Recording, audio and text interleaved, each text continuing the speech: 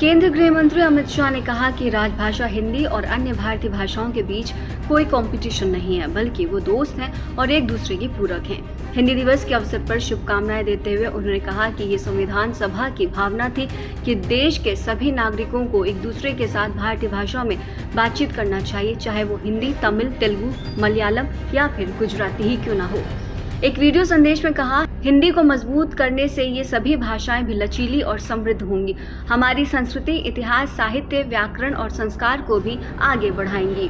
गृह मंत्री ने आगे कहा कि इस साल का हिंदी दिवस सभी के लिए बहुत खास है, क्योंकि 14 सितंबर 1939 को भारत की संविधान सभा ने हिंदी को संघ की आधिकारिक भाषा के रूप में स्वीकार किया था। उन्होंने कहा कि तब से 75 साल हो गए हैं और देश इस साल राजभाषा की डायमंड जुबली मनाने जा रहा है।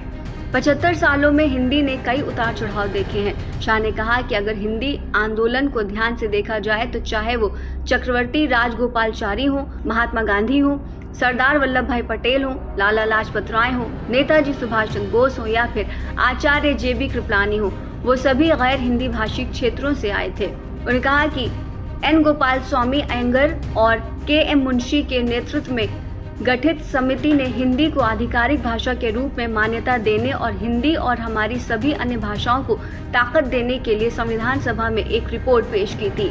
ये दोनों नेता भी गैर हिंदी भाषी क्षेत्रों से आते हैं। गृह मंत्री ने कहा कि प्रधानमंत्री मोदी के नेतृत्व में पिछले 10 सालों में हिंदी और स्थानीय भाषाओं को काफी मजबूती मिली है। मोदी जी ने कई अंतर्राष्ट्रीय मंचों को हिंदी में गर्व के साथ संबोधित किया और देश ही नहीं बल्कि पूरी दुनिया भर में हिंदी के महत्व को सामने रखा है। इसके साथ ही प्रधानमंत्री ने देश की भाषाओं के प्रति गौरव की भावना भी बढ़ाई है।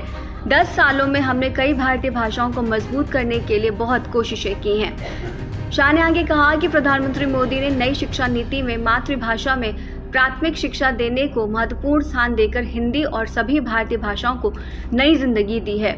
सरकार ने 10 सालों में एक उपकरण कंठस्थ विकसित किया है। उन्होंने कहा कि हमने पिछले 10 सालों में संसदीय राजभाषा समिति की 4 रिपोर्ट प्रस्तुत की और सरकारी कामकाज में हिंदी को प्रमुखता से स्थापित करने के लिए काम किया।